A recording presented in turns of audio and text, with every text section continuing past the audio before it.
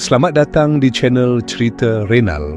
Hari ini kita akan menyimak sebuah kisah yang penuh intrik, pengkhianatan dan kehancuran moral yang tak terduga. Nadia, seorang wanita sederhana, menikah dengan Fajar. Dia adalah pria ambisius yang berhasil mencapai puncak kekuasaan sebagai seorang bupati. Dari luar, rumah tangga mereka terlihat sempurna. Namun, di balik kesuksesan itu, ada rahasia kelam yang perlahan mulai terungkap. Bayangkan, jika sang suami yang seharusnya menjadi pelindung justru menjalin hubungan terlarang dengan ibu kandungnya sendiri. Skandal ini tidak hanya menghancurkan rumah tangga mereka, tetapi juga mengguncang dunia politik dan menjadi perbincangan nasional. Sebelum lanjut ke dalam ceritanya, seperti biasa absen dulu di komentar ya. Dari daerah mana kamu berasal dan jam berapa kamu nonton video ini. Oh ya, bagi kamu yang baru bergabung dengan channel Cerita Renal, sebelum absen kamu harus subscribe dulu ya. Oke, kita langsung saja mulai ke cerita lengkapnya. Nadia lahir dan tumbuh di keluarga sederhana. Sejak kecil, ia terbiasa hidup apa adanya. Ayahnya, Pak Suroyo, bekerja sebagai pegawai negeri dengan penghasilan pas-pasan, sementara ibunya, Bu Rahayu, adalah ibu rumah tangga yang penuh perhatian. Meski hidup dalam keterbatasan, Nadia tak pernah merasa kekurangan. Baginya, kebahagiaan bukan soal harta, melainkan kedamaian dalam keluarga. Ketika memasuki SMA, Nadia mulai mengenal cinta. Ia jatuh hati pada Fajar, seorang pemuda tampan dan cerdas yang memiliki ambisi besar. Fajar bukan sekadar siswa biasa, ia aktif di organisasi sekolah, pandai berbicara, dan selalu tampil percaya diri. Cita-citanya jelas, ia ingin menjadi pejabat, seseorang yang dihormati dan berpengaruh. Nadia dan Fajar berkenalan melalui kegiatan ekstrakurikuler. Awalnya, mereka hanya sebatas teman diskusi, tetapi seiring waktu, hubungan mereka semakin dekat. Fajar selalu tahu cara membuat Nadia tersenyum. Ia pandai berbicara, penuh perhatian, dan memiliki visi masa depan yang jelas. Bu Rahayu adalah orang pertama yang menyadari kedekatan mereka. Alih-alih melarang, ia justru mendukung. Baginya, Fajar adalah calon menantu yang sempurna. Ia pintar, sopan, dan memiliki ambisi besar, sesuatu yang menurutnya sangat penting untuk masa depan Nadia. Anak seperti Fajar itu langka, Nat. Dia bisa membawamu ke kehidupan yang lebih baik, kata Bu Rahayu suatu hari. Nadia hanya tersenyum. Baginya, Fajar bukan hanya seseorang yang ambisius, tetapi juga sosok yang membuatnya merasa dicintai. Hubungan mereka bertahan hingga kuliah. Fajar tetap dengan ambisinya, sementara Nadia dengan kesederhanaannya. Keduanya terlihat saling melengkapi. Saat Fajar sibuk membangun jaringan politiknya, Nadia tetap setia di sisinya. Ia percaya bahwa kelak Fajar akan menjadi seseorang yang sukses, dan ia ingin berada di sampingnya saat itu terjadi. Namun tidak semua orang di keluarga Nadia sepenuhnya setuju dengan hubungan ini. Pak Suroyo, ayah Nadia, adalah satu-satunya yang merasa ada sesuatu yang janggal. Fajar memang anak yang cerdas, tapi terlalu ambisius. Ayah hanya khawatir dia lebih mencintai kesuksesannya daripada keluarganya sendiri, ujarnya suatu malam. Nadia mendengarkan, tetapi ia tak terlalu memikirkan kata-kata ayahnya. Baginya, Fajar adalah pria yang baik. Selama bertahun-tahun, Fajar tak pernah menunjukkan tanda-tanda bahwa ia akan berubah.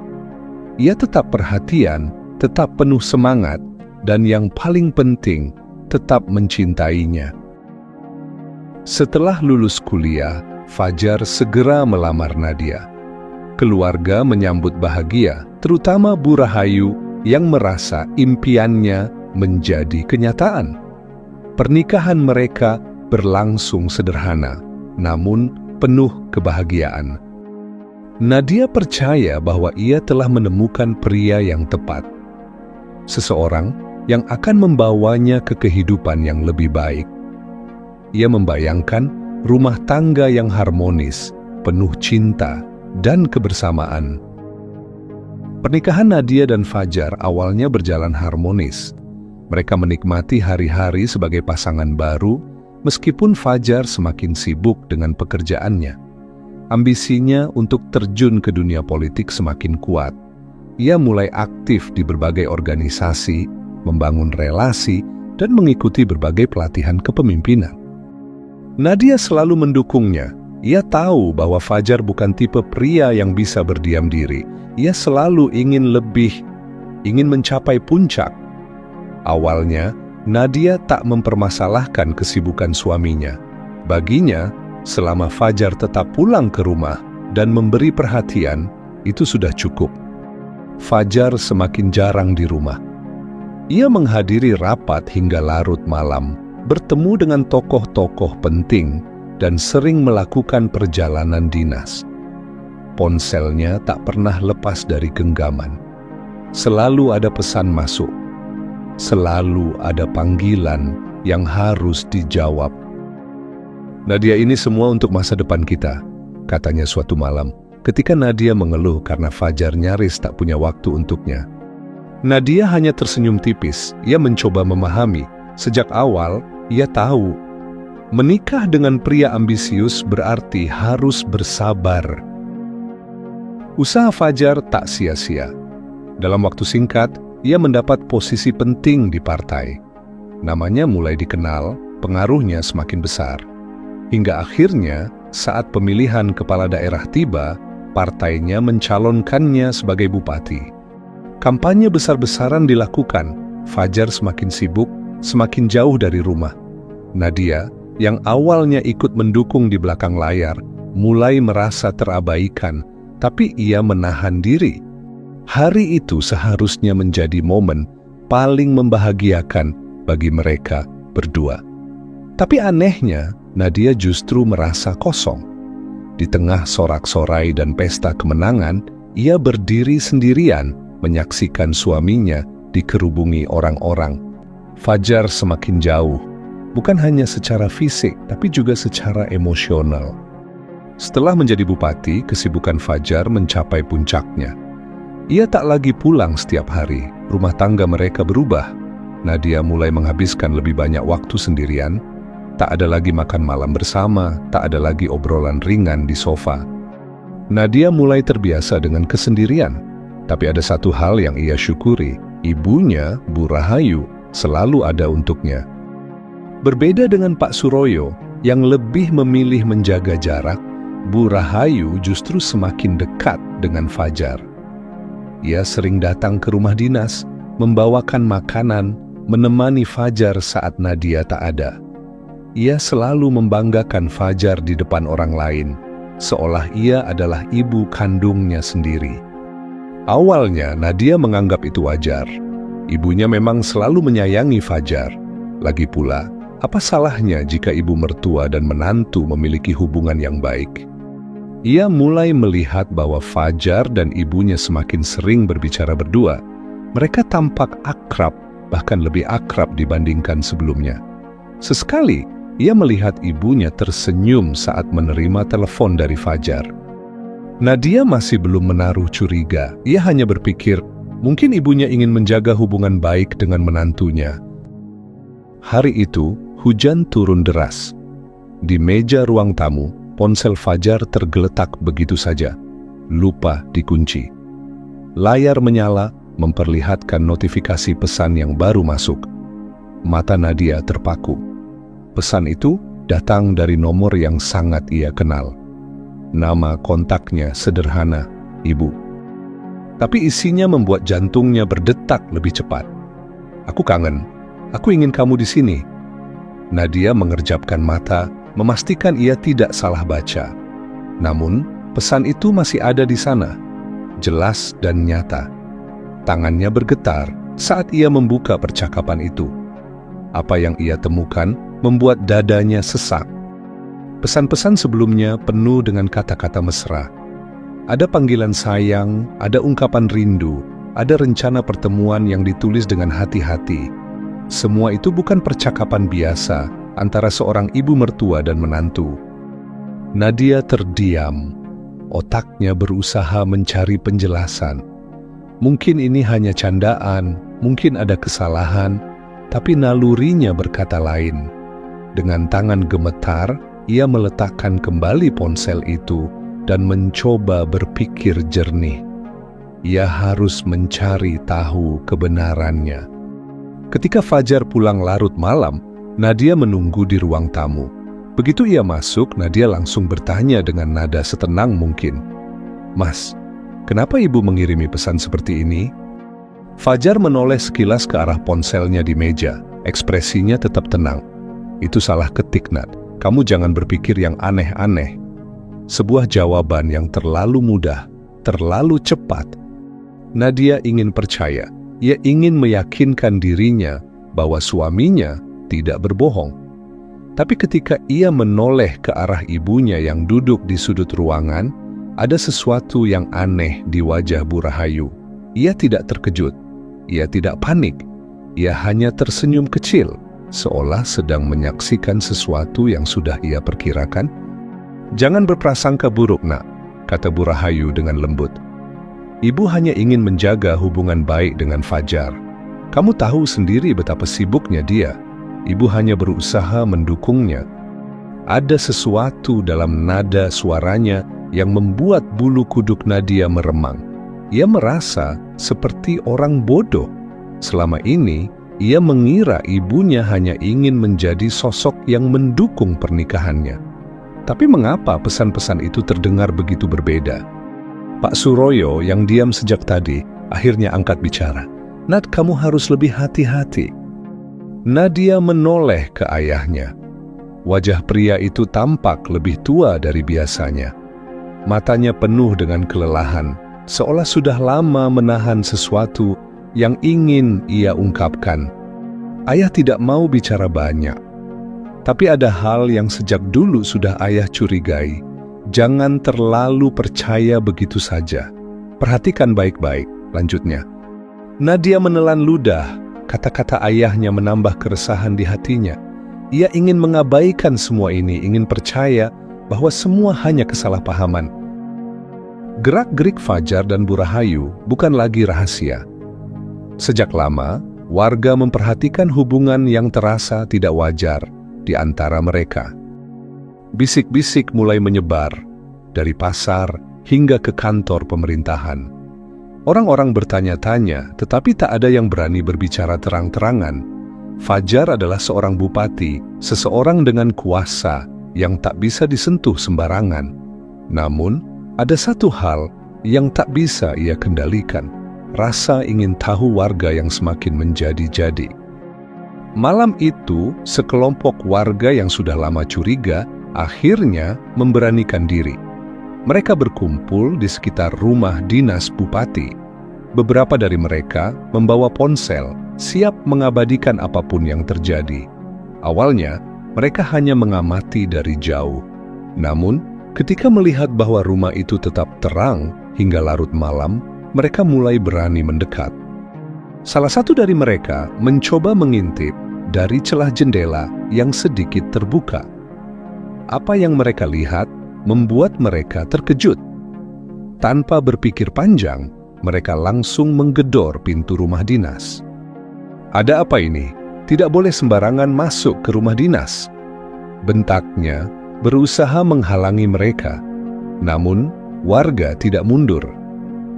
"Kami hanya ingin memastikan sesuatu," ujar seseorang dari kerumunan. Ajudan itu mencoba menahan mereka, tetapi situasinya sudah tidak bisa dikendalikan. Dengan dorongan keras, warga berhasil masuk. Mereka berjalan cepat ke ruang utama, lalu ke kamar yang paling dalam. Dan di sanalah mereka menemukan Fajar bersama Bu Rahayu, dalam keadaan yang membuat siapapun yang melihatnya terhenyak. Lalu seseorang mengangkat ponselnya.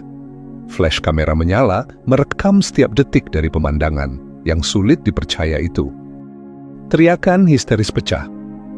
Warga langsung berhamburan keluar, membawa rekaman yang akan mengubah segalanya.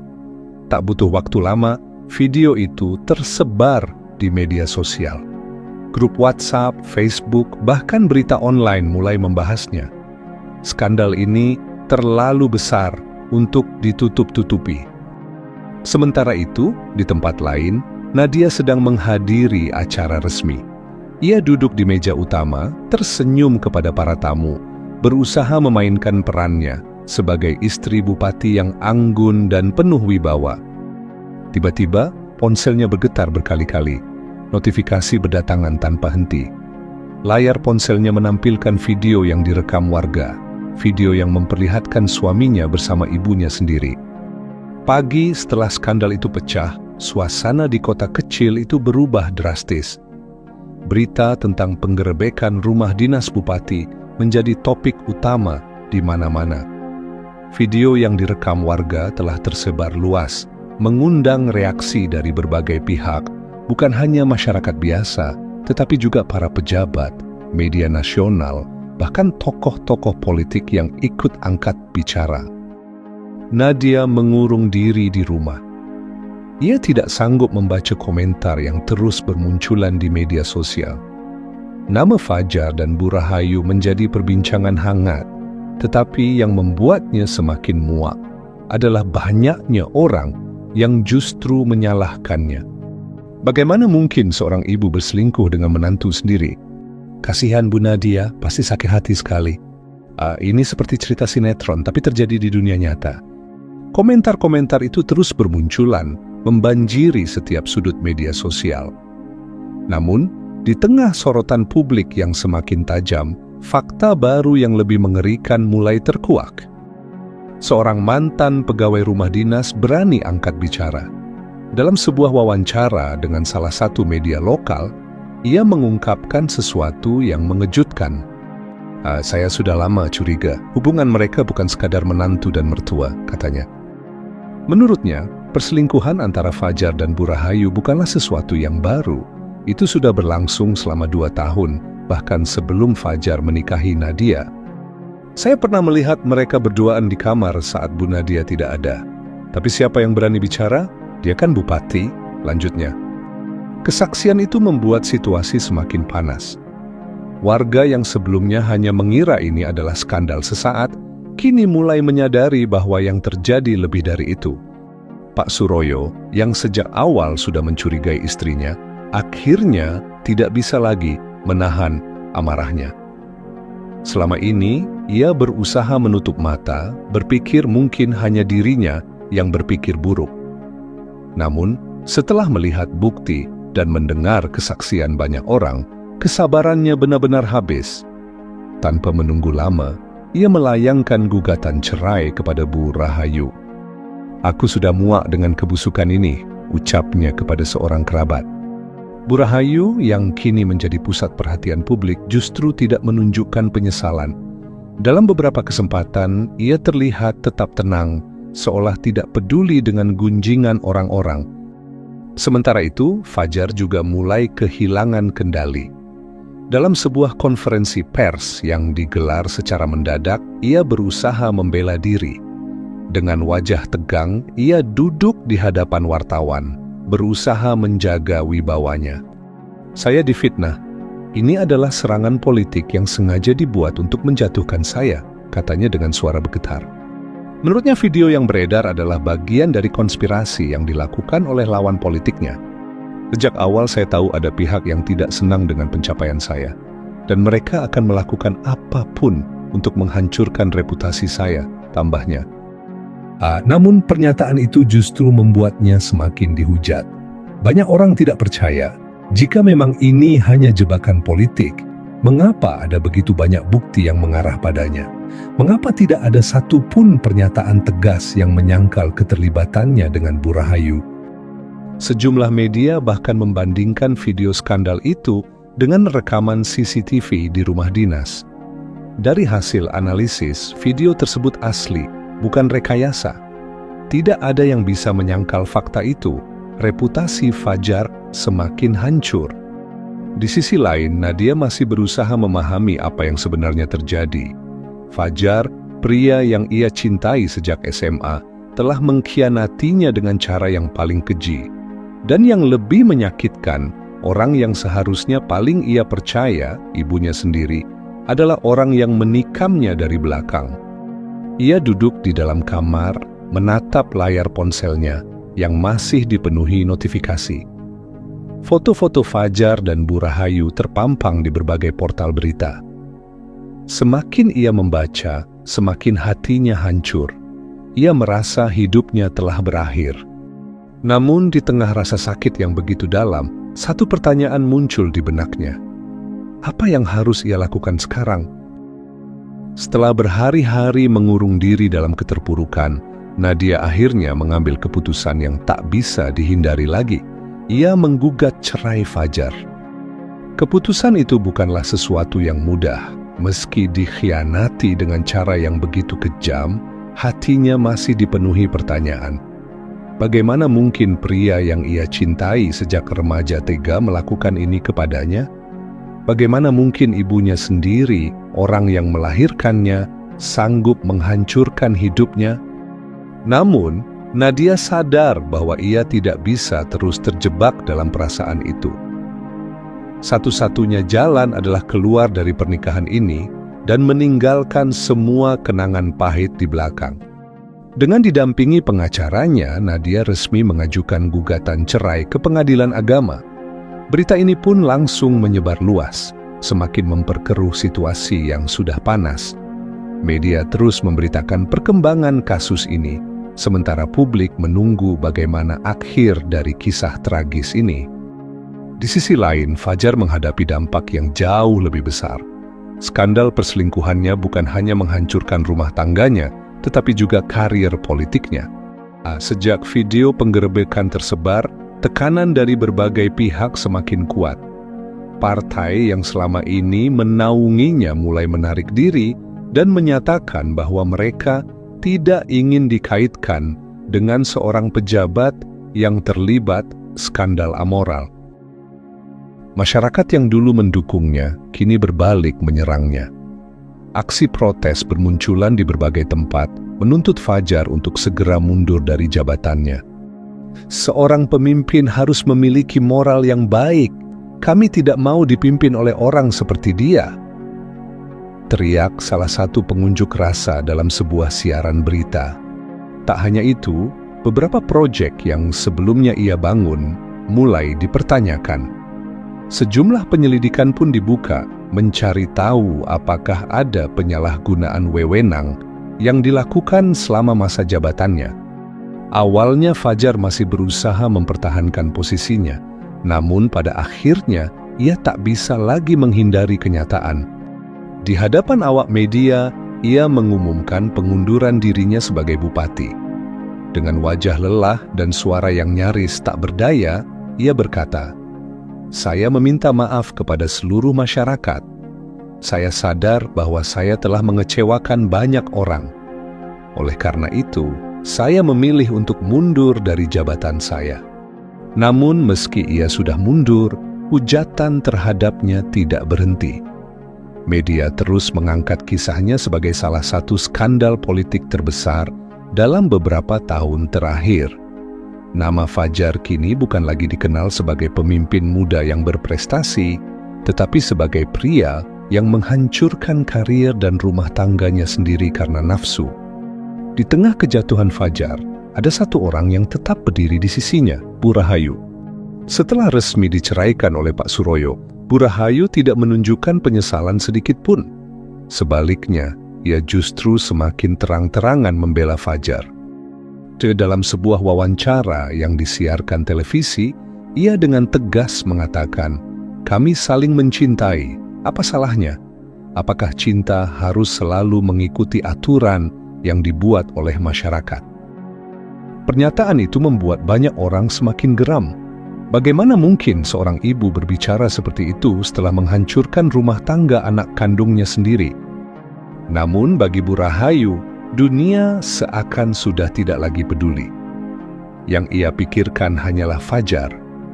Ia bahkan rela meninggalkan kehidupannya yang dulu, mengorbankan pernikahan dan reputasinya hanya demi bersama pria yang kini sudah kehilangan segalanya. Tapi, satu pertanyaan besar masih tersisa. Apakah Fajar benar-benar mencintainya, ataukah ini hanya permainan yang pada akhirnya akan merugikannya sendiri?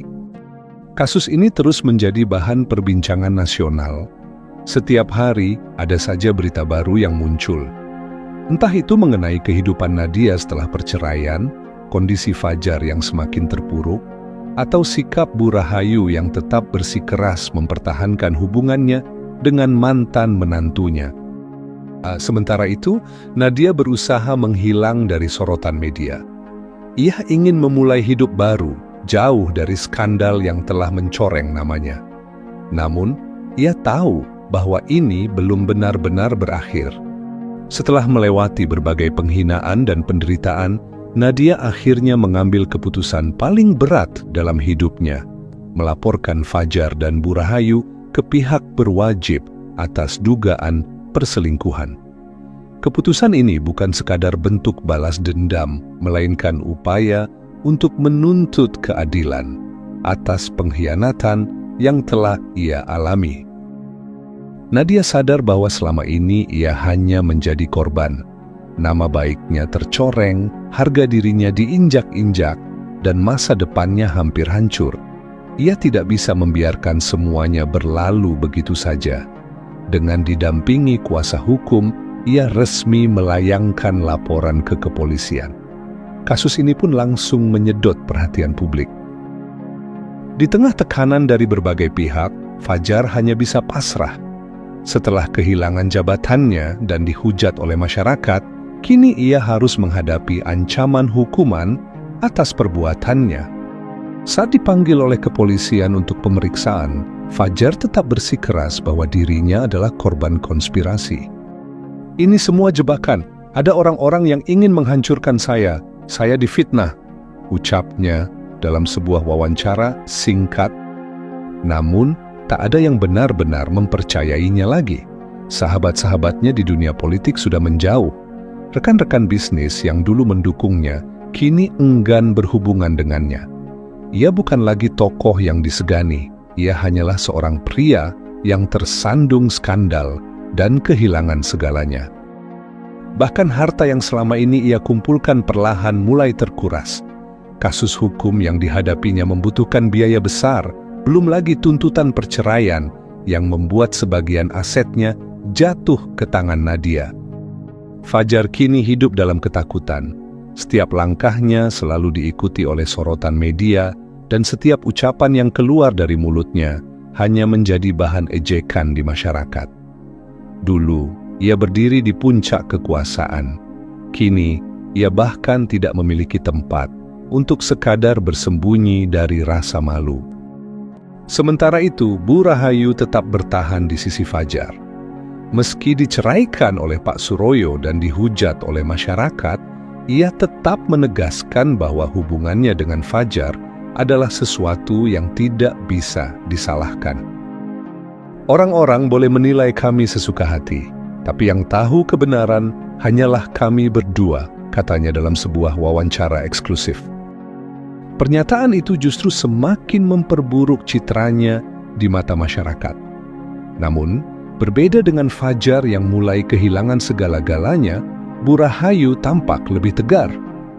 Ia seolah tidak peduli dengan omongan orang dan tetap menjalani hidupnya dengan keyakinan bahwa ia tidak bersalah. Namun, sekuat apapun ia berpura-pura, ada satu hal yang tak bisa ia hindari. Ia telah kehilangan keluarganya. Pak Suroyo tak lagi menganggapnya sebagai bagian dari hidupnya. Dan yang lebih menyakitkan, Nadia kini benar-benar memutus hubungan dengannya.